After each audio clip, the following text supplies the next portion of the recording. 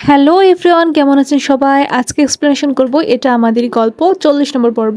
ফাহাদ তার বাসাবাড়ি বিক্রি করার পর সে প্ল্যান করে যে এখন সে বিজনেস করবে এবং বিজনেস করে তার প্রথম টার্গেট হবে তার বাড়ি ফিরিয়ে আনা। এবং তার বাবা মা গ্রামের বাড়িতে যাওয়ার পর তারা ভালোই আছে। এদিকে মেহেরিনরা অনেক ভালো আছে, কিন্তু মেহেরিনরা জানে না যে তার বাবা মা বাড়িতে চলে গেছে, গ্রামের বাড়িতে। ফাহাদ মীরার সাথে প্ল্যান করতে থাকে কিভাবে তার বিজনেস শুরু করবে। সামির মেহেরিনকে তার অফিসে নামায় দেয় এবং মেহেরিন কাজ করতেছিল। তখন তার অফিসের বস তাকে কফি অফার করে, কিন্তু মেহেরিন তা রিফিউজ করে দেয়। এবং গ্রামে তারা আলোচনা করছিল, সামিরের মা আলোচনা করছিল যে যাকে যে সন্তানকে সবচেয়ে বেশি ভালোবাসলাম সেই আমাদের পথে নামিয়ে দিল। এখন ওই গ্রামের ভাইটা ওই সামিরের কাছে ফোন দিয়ে বলে যে সামির কেন আসলো না তাদের সাথে, তার বাবা মার সাথে কেন আসলো না।